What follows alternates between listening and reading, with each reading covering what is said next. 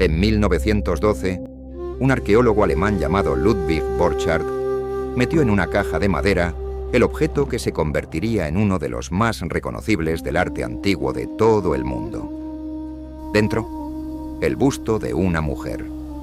Cuello largo, cabeza tocada en azul. Un solo ojo pintado, el otro vacío. Una mandíbula firme.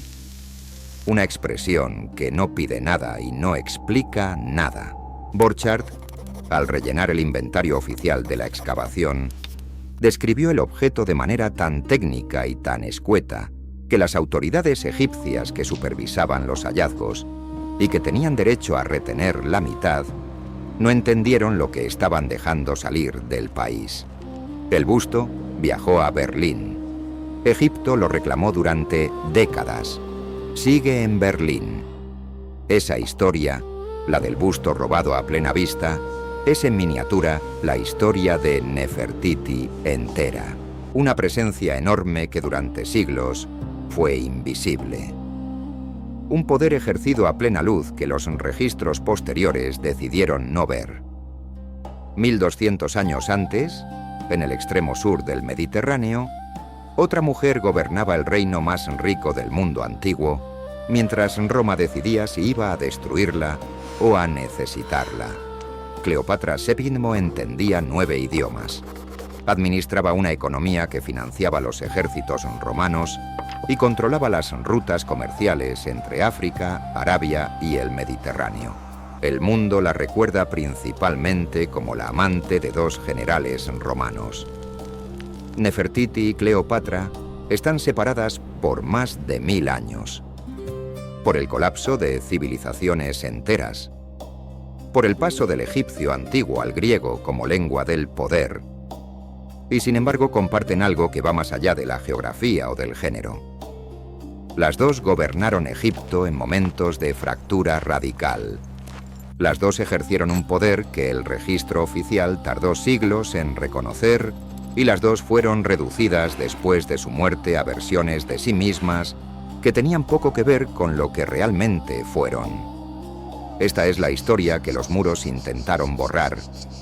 Aketatón existió 17 años, una ciudad construida desde cero en el desierto, sobre una franja de tierra que nadie había habitado, levantada en tiempo récord por orden de un faraón que había decidido que los dioses que Egipto había venerado durante 1500 años estaban equivocados. Amenofis IV cambió su nombre a Akenatón, cerró los templos de Amón, persiguió a sus sacerdotes y declaró que el único dios verdadero era Atón, el disco solar. La capital se trasladó desde Tebas hasta ese lugar, en medio de la nada que él llamó Ajetatón, el horizonte de Atón, la ciudad que hoy conocemos como Tel el Amarna. Fue la revolución religiosa más radical que Egipto había conocido, y en el centro de ella, junto al faraón, había una mujer que los relieves de Amarna muestran en una posición que no tiene precedente en 3000 años de arte egipcio. Nefertiti no aparece en los registros de Akenatón como ornamento. Aparece como poder. En los muros de los templos de Atón que Akenatón mandó construir, hay escenas en las que ella aparece sola, sin el faraón, realizando los rituales de ofrenda al dios, una función que en toda la tradición anterior era exclusiva del faraón.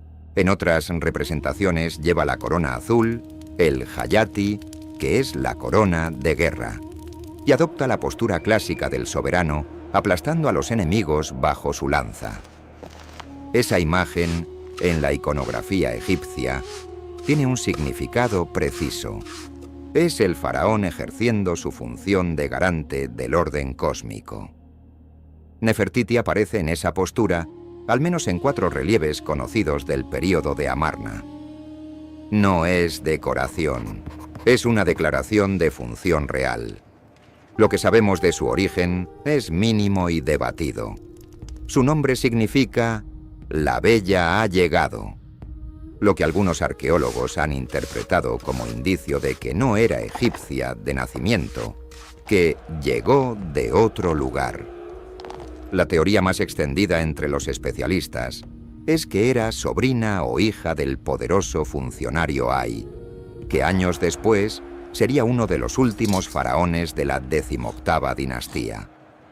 Otra hipótesis, que nunca ha logrado confirmación definitiva, es que era una princesa Mitania, enviada desde el reino del norte de Mesopotamia como parte de una alianza diplomática. Nefertiti misma nunca lo aclara. Los registros de Amarna no dan biografías, dan imágenes. Lo que sí está documentado con claridad es lo que ocurrió en el año 12 del reinado de Akenatón. Hasta ese momento, Nefertiti aparece en los registros con una frecuencia y una prominencia extraordinarias. Las estimaciones de los arqueólogos que han trabajado en Tel el Amarna indican que es la figura femenina más representada en el arte egipcio de cualquier período, más incluso que muchos faraones. Y entonces, en el año 12, desaparece. El registro oficial de Akenatón deja de mencionarla. Durante décadas los arqueólogos lo interpretaron como evidencia de su muerte o de una caída en desgracia. Luego empezaron a aparecer los indicios que cambiaron esa interpretación. En el año 12 o 13 del reinado, emerge en los documentos un personaje llamado Neferneferuatón, con el título de corregente del faraón. El nombre Neferneferuatón, que significa perfecta es la perfección de Atón. Era también uno de los epítetos oficiales de Nefertiti. Las inscripciones que identifican a este corregente incluyen marcadores gramaticales femeninos. La arqueóloga Aidan Dodson, entre otros especialistas, ha argumentado de manera sistemática que Neferneferuatón y Nefertiti son la misma persona, que en el año 12 Nefertiti no desapareció sino que ascendió, que adoptó un nuevo título como corregente con poderes equivalentes a los del faraón. Si eso es correcto, y el consenso académico actual se inclina cada vez más en esa dirección, entonces cuando Akenatón murió, probablemente alrededor del año 17 de su reinado, Nefertiti no era su viuda, era su sucesora. El corregente Neferneferuatón gobernó Egipto durante al menos 2 años, posiblemente 3, después de la muerte de Akenatón, antes de que un niño de 9 o 10 años llamado Tutankamón, entonces todavía conocido como Tutankatón, fuera coronado faraón. Ese niño era muy probablemente hijo de Akenatón con una esposa secundaria y estaba casado con Ankesenamón, una de las hijas de Akenatón y Nefertiti, lo que significa que Nefertiti, si gobernó como Neferneferuatón en el periodo intermedio, entregó el poder a su propio yerno. Una transición que, en las circunstancias de la corte de Amarna, con la revolución religiosa derrumbándose y los sacerdotes de Amón recuperando influencia, debió ser una negociación de una complejidad política extraordinaria. Tutankamón restauró el culto a Amón, devolvió la capital a Tebas, cambió su propio nombre eliminando la referencia a Atón y murió joven, probablemente entre los 19 y los 21 años. Su tumba, descubierta por Howard Carter en 1922, es la más intacta que se ha encontrado en el Valle de los Reyes. Contiene más de 5.000 objetos. El análisis moderno del ADN de su momia confirmó que tenía varias enfermedades genéticas, posiblemente consecuencia de las bodas entre parientes que eran rutina en la 18ª dinastía. Cuando Tutankamón murió sin heredero, su viuda Ankesenamón, hija de Nefertiti, envió una carta al rey hitita Supiliuma I. La carta existe, se conserva en los archivos hititas. Decía: «Mi marido ha muerto. No tengo hijos. Tus hijos son muchos. Dame uno de tus hijos como marido. Nunca tomaré a uno de mis servidores para hacerlo mi esposo. Tengo miedo». Supiliuma que en 40 años de reinado había visto todo tipo de maniobras diplomáticas, sospechó que era una trampa. Envió un emisario para verificar. Anque-Senamón le respondió con una segunda carta, más urgente. Supiliuma entonces mandó a su hijo Zannanza. El príncipe hitita nunca llegó. Murió en el camino.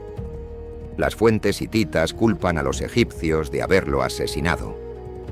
La identidad del responsable es desconocida, pero el funcionario que tenía más que ganar con la muerte del príncipe era Ay, el mismo hombre que posiblemente era pariente de Nefertiti, el mismo que se convirtió en el siguiente faraón y que se casó con Anque-Senamón para legitimar su ascenso al trono. Anque-Senamón desaparece de los registros egipcios poco después. No hay más menciones. No hay tumba conocida. La hija de Nefertiti se evapora de la historia oficial con la misma eficiencia con que su madre fue borrada de los muros de Amarna. El borrado del período de Amarna fue sistemático. Los faraones que vinieron después, empezando por Horemheb, mandaron desmantelar la ciudad de Akenatón piedra a piedra. Los bloques de los templos de Atón fueron reutilizados como relleno en construcciones nuevas. Los cartuchos con los nombres de Akenatón y Nefertiti fueron picados. Aketatón volvió a ser desierto. Durante siglos, en los registros oficiales egipcios, ese periodo sencillamente no existió. Y ese borrado es lo que, paradójicamente, preservó parte de la evidencia.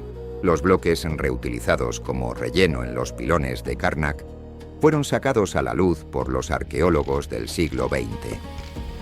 Dentro de esos pilones había decenas de miles de fragmentos de relieve del período de Amarna, protegidos durante 33 siglos por el mismo relleno que pretendía ocultarlos. Se llaman talatat, bloques de arenisca de tamaño estandarizado que Akenatón usó para construir rápido. Los arqueólogos llevan décadas recomponiéndolos como un puzzle de dimensiones imposibles. Algunas de esas escenas reconstruidas muestran a Nefertiti.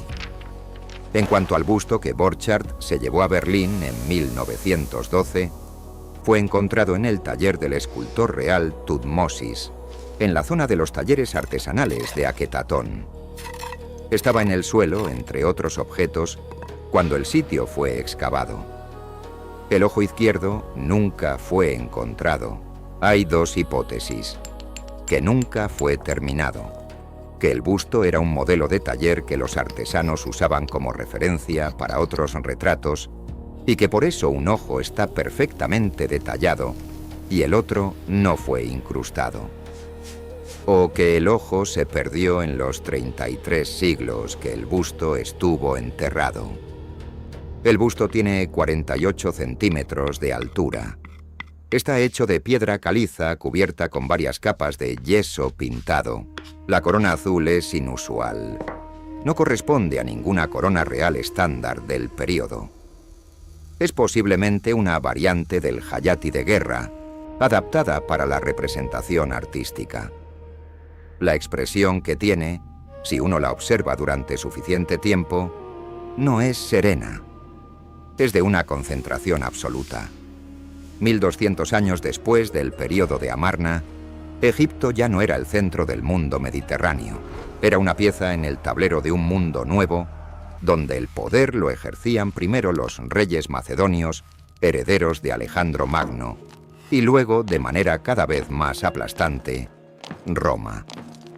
La dinastía ptolemaica gobernaba Egipto desde el año 305 a.C., cuando uno de los generales de Alejandro, llamado Ptolomeo, se autoproclamó rey después de la muerte del conquistador macedonio. Los ptolemaicos eran fascinantes en su contradicción. Se presentaban ante los egipcios como faraones legítimos, adoptaban los títulos, participaban en los rituales, se hacían representar en los templos con la iconografía tradicional. Y al mismo tiempo gobernaban desde Alejandría, una ciudad griega en suelo egipcio. Hablaban griego, pensaban en griego, y durante casi 3 siglos no se molestaron en aprender el idioma del país que administraban. Cleopatra Sebe fue la excepción. La primera ptolemaica en aprender egipcio. Y no solo egipcio. Las fuentes antiguas, principalmente el historiador griego Plutarco, le atribuyen el dominio de 9 idiomas: griego, egipcio demótico, egipcio copto, arameo, árabe, hebreo, etíope, parto y una lengua del norte de África que probablemente era el libio antiguo. Plutarco escribe que antes de ella, ningún ptolemaico se había tomado la molestia de aprender egipcio, y que ella podía dirigirse a los etíopes, a los hebreos, a los árabes y a los partos, cada uno en su propia lengua. Eso no fue un hobby lingüístico. Fue una estrategia política de una sofisticación que resulta casi moderna. Cuando Cleopatra aparecía ante los sacerdotes del templo de Ptah en Memphis y les hablaba en su propia lengua, estaba diciéndoles algo que ningún ptolemaico había dicho en casi 3 siglos, que ella era de allí, que no los gobernaba desde la distancia griega de Alejandría, sino que entendía, o al menos respetaba lo suficiente como para aprender, el sistema en el que ellos vivían. Nació en el año 69 a.C. Era la tercera hija de Ptolomeo XII, llamado Auletes por sus enemigos en referencia despectiva a su afición a tocar la flauta. Ptolomeo XII fue un rey débil que pagó enormes sumas de dinero a Roma para garantizar su trono y que fue expulsado de Alejandría 2 veces por una población que lo despreciaba. Cleopatra lo observó gobernando desde la infancia. Observó sus errores, sus humillaciones, su dependencia de Roma, y cuando él murió en el año 51, dejando el trono a Cleopatra y a su hermano Ptolomeo XIII, un niño de 10 años, ella ya tenía 18 y ya sabía exactamente lo que no debía hacer. Lo que siguió en los primeros años de ese coreinado fue una lucha de poder entre Cleopatra y los tutores de su hermano. Un grupo de consejeros encabezados por el eunuco Potino y el general Aquilas, que veían en el niño rey una herramienta más manipulable que la reina adulta. En el año 48, Cleopatra fue expulsada de Alejandría.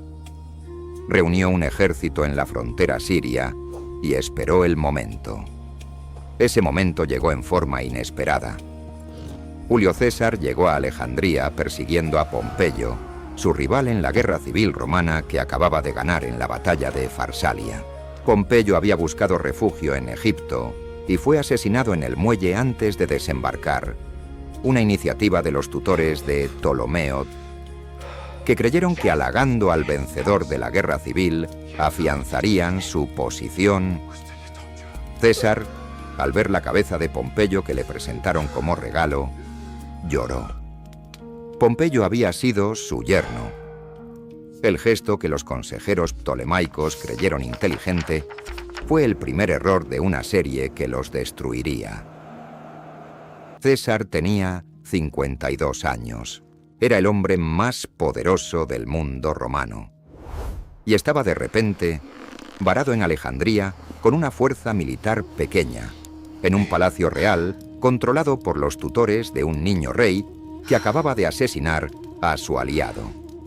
La situación era delicada. Cleopatra resolvió el acceso con pragmatismo. La historia de la alfombra es probablemente una exageración literaria posterior.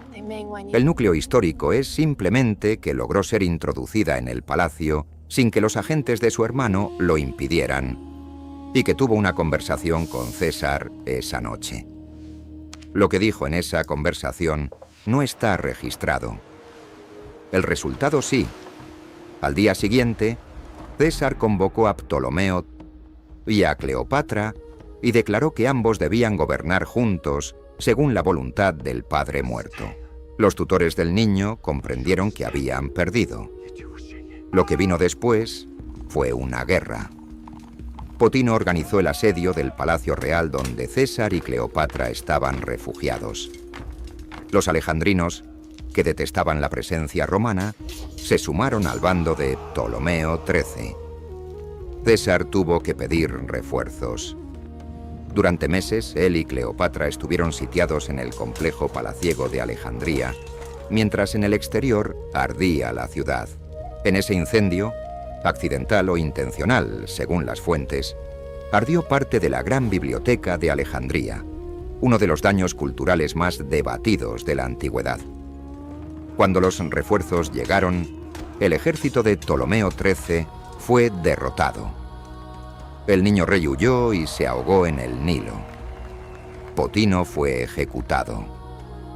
Cleopatra volvió a ser reina de Egipto. Tenía 21 años. César se quedó en Alejandría varios meses más. El hijo que Cleopatra tuvo de esa unión fue llamado Ptolomeo Cesarión y fue reconocido públicamente como hijo de César, aunque Roma nunca lo aceptó oficialmente como tal. César tenía en Roma una esposa legítima, Calpurnia, y el reconocimiento público de un heredero ilegítimo en Egipto habría sido políticamente insostenible en el contexto romano. Cleopatra viajó a Roma con Cesarión y se instaló en la villa que César poseía al otro lado del Tíber. El escándalo era enorme y perfectamente calculado. Ella no iba como amante discreta, sino como reina de un estado aliado, con toda la visibilidad que eso implicaba. Cuando César fue asesinado el 15 de marzo del año 44, Cleopatra estaba en Roma. Volvió a Alejandría con su hijo. Meses después, Ptolomeo XIV, el hermano con quien oficialmente compartía el trono, murió en circunstancias que las fuentes antiguas no aclaran. Cesarión fue declarado corregente. Cleopatra gobernó sola. Los años que siguieron fueron de espera. Roma estaba en guerra consigo misma otra vez. Los asesinos de César, Bruto y Casio, enfrentados a Marco Antonio y Octavio, los dos herederos políticos del dictador muerto. Cleopatra necesitaba saber quién iba a ganar antes de apostar. Cuando la batalla de Filipos en el año 42 dejó a Marco Antonio y a Octavio como dueños del mundo romano, repartiéndoselo geográficamente, Cleopatra calculó que Antonio, que se había quedado con el Mediterráneo oriental y vivía en Atenas, era el interlocutor que necesitaba. El encuentro en Tarso en el año 41 es uno de los más descritos de la antigüedad. Antonio la había convocado para que respondiera de las acusaciones de haber apoyado a Casio durante la guerra civil. Cleopatra no acudió a la convocatoria. Esperó meses. Y cuando finalmente viajó a Tarso, en la actual Turquía, lo hizo de una manera que invirtió completamente la dinámica del encuentro. Antonio esperaba en el tribunal de la ciudad para juzgarla. Cleopatra llegó al puerto en su barco, con las velas de seda púrpura, con remos plateados que se movían al ritmo de la música, con incienso que impregnó la ciudad entera antes de que ella desembarcara. Los ciudadanos de Tarso fueron a ver el espectáculo y dejaron a Antonio solo en el tribunal. Plutarco describe la escena con un detalle que hace pensar que tuvo acceso a relatos de testigos. Lo que Cleopatra estaba haciendo no era un desfile de vanidad. Era una negociación de poder en la que ella estableció desde el primer momento quién llegaba en posición de fuerza. Antonio fue el que fue a verla al barco, no al revés. La alianza que construyeron durante los años siguientes fue lo más cercano que el mundo antiguo produjo a una asociación entre iguales entre el poder romano y el poder oriental. Antonio le transfirió territorios. Chipre, que Egipto había perdido décadas antes, partes de la costa siria, Cilicia, regiones productoras de cedro que tenían un valor estratégico enorme para la construcción naval. Cleopatra le proporcionó los fondos para financiar sus campañas militares, el grano que alimentaba sus ejércitos, el respaldo logístico de la economía más productiva del Mediterráneo oriental. tuvieron 3 hijos: los gemelos Alejandro Helios y Cleopatra Selene, el Sol y la Luna, nacidos en el año 40, y Ptolomeo Filadelfo, nacido en el 36. En el año 34, en la ceremonia que las fuentes romanas llamaron las donaciones de Alejandría, Antonio los sentó en tronos de oro en el gimnasiarca de Alejandría y proclamó reyes a Cleopatra y a Cesarión sobre Egipto, Chipre y el Levante, y asignó reinos a cada uno de los hijos menores. Alejandro Helios recibiría Armenia, Media y Partia, aunque ninguno de esos reinos estaba bajo control romano real en ese momento. Cleopatra Selene recibiría Cirenaica y Libia. Fue un espectáculo político de una audacia que en Roma produjo exactamente el efecto que Octavio necesitaba para destruirlos. Octavio era el maestro de la comunicación política del mundo antiguo. Llevaba años construyendo la narrativa de que Antonio había abandonado su romanidad, que había caído bajo el dominio de una reina oriental, que el oriente exótico y decadente estaba devorando a Roma desde dentro. Las donaciones de Alejandría le dieron un argumento concreto que podía presentar al Senado y al pueblo romano. Antonio estaba regalando territorios romanos a una reina extranjera y a sus hijos bastardos. Octavio consiguió que el Senado declarara la guerra a Cleopatra y no a Antonio. El movimiento fue brillante. Antonio era ciudadano romano y declararle la guerra directamente habría sido técnicamente una guerra civil, lo mismo que Octavio quería evitar parecer que hacía. Declarando la guerra a Cleopatra, el conflicto se presentaba como una guerra exterior, una guerra de Roma contra una reina extranjera que había corrompido a uno de sus generales. La guerra terminó el 2 de septiembre del año 31 a.C. en la bahía de Accio, frente a la costa noroeste de Grecia. La flota combinada de Antonio y Cleopatra frente a la flota de Octavio, comandada por su almirante Agripa.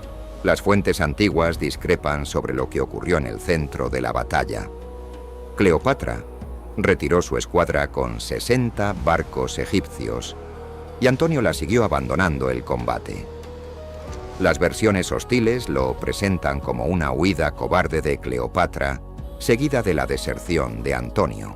Los historiadores modernos han señalado que la retirada de Cleopatra con los barcos del tesoro, que llevaban los fondos financieros de la campaña, puede haber sido una decisión táctica acordada: salvar los recursos para reconstruir la posición desde Egipto.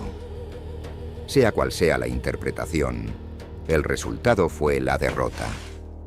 Las fuerzas que quedaron en Accio se rindieron o desertaron hacia Octavio en los días siguientes. Cleopatra volvió a Alejandría. Antonio llegó poco después, en estado de colapso. Los meses que siguieron fueron de negociaciones desesperadas. Cleopatra intentó abrir canales directos con Octavio, explorar si había algún acuerdo posible que salvara a sus hijos, a Cesarión, al reino.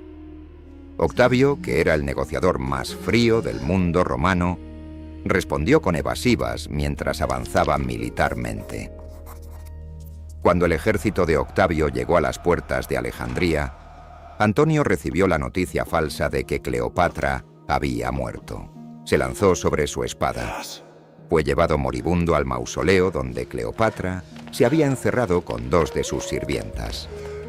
Murió allí. Las negociaciones entre Cleopatra y Octavio, que siguieron a la muerte de Antonio, son uno de los episodios más analizados y más insolubles de la antigüedad. Octavio la visitó en el mausoleo. Fue una conversación entre 2 de los políticos más inteligentes del mundo antiguo, y no hay un solo relato directo de lo que se dijeron. Plutarco ofrece una versión indirecta.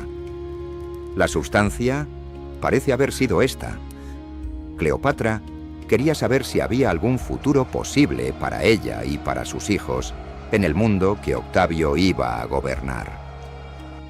Octavio no podía prometerlo porque Cleopatra viva y en libertad sería eternamente un polo de legitimidad alternativa en Egipto. Octavio tenía 32 años y acababa de ganar el mundo. El último obstáculo era una mujer de 39 encerrada en un mausoleo. La solución más limpia era que ella muriera antes de que llegaran a Roma, eliminando la necesidad de decidir qué hacer con ella. Si Cleopatra llegó a esa conclusión, actuó en consecuencia. Murió el 12 de agosto del año 30 a.C. La causa de muerte más difundida en las fuentes antiguas es la mordedura de una cobra, una aspis, que habría sido introducida en el mausoleo oculta en una cesta de higos. Los toxicólogos modernos han señalado que una mordedura de cobra produce convulsiones y una agonía de varias horas, no la muerte tranquila que las fuentes describen. Hay hipótesis alternativas que incluyen veneno aplicado por una aguja o una horquilla del cabello.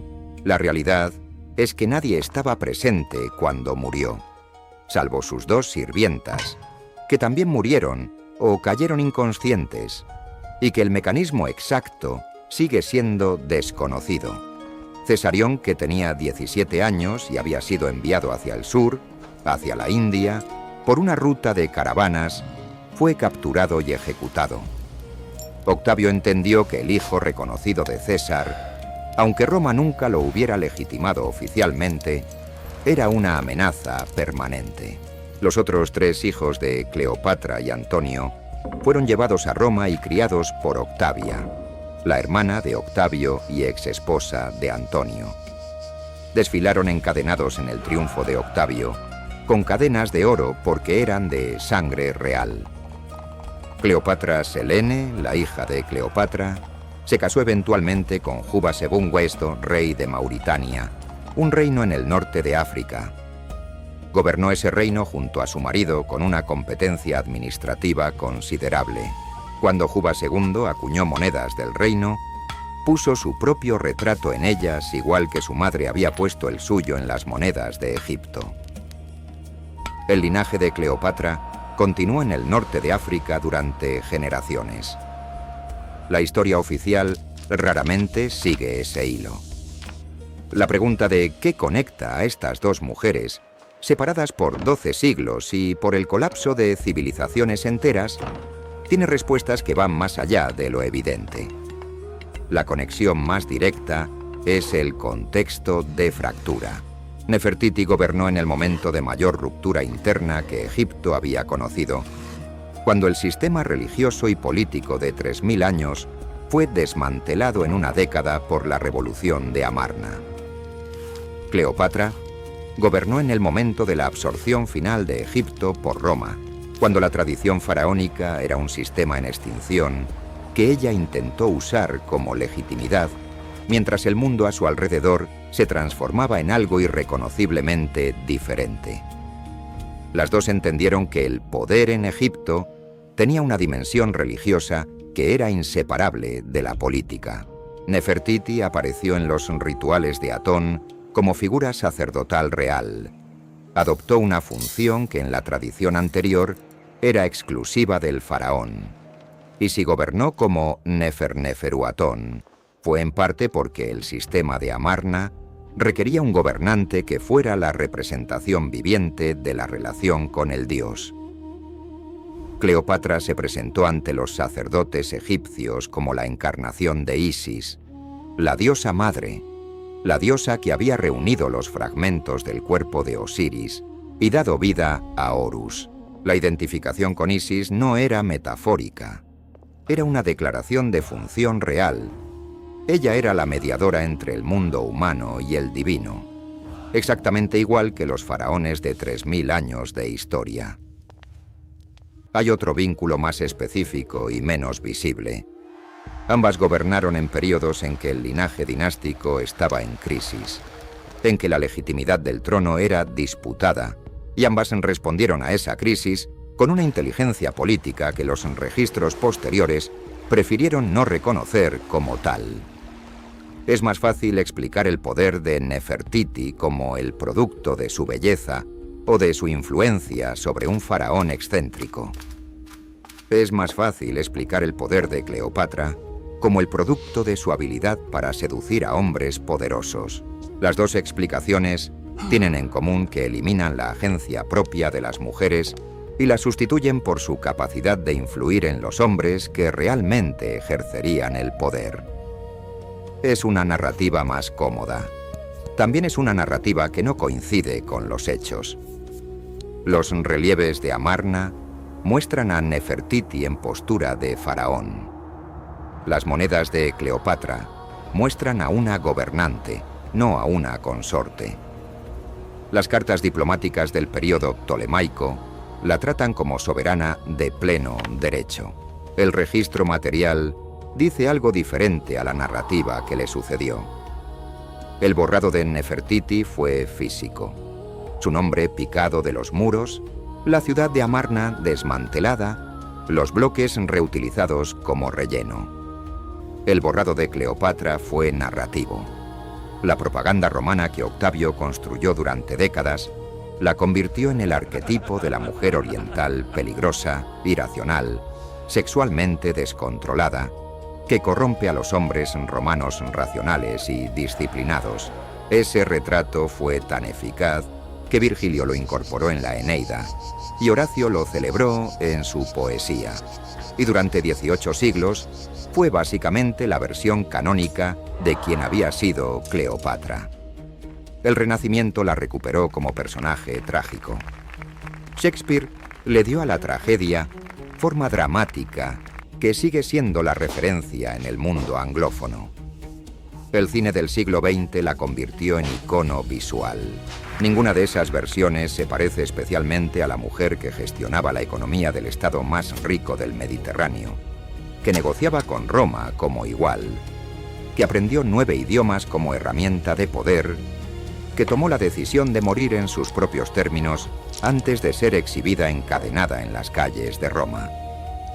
Creo que hay algo en la escala de ese borrado que revela cuánto miedo generaron estas mujeres en quienes vinieron después. No se borra lo que no importa, se borra lo que representa una amenaza al orden que quieres establecer. Tutmosis III tardó décadas en borrar a Hatshepsut. Los faraones de la Restauración tardaron años en desmantelar Amarna. Octavio pasó el resto de su largo reinado, más de 40 años, construyendo una narrativa sobre Cleopatra que la hacía inofensiva. Ese esfuerzo sostenido en el tiempo habla de algo.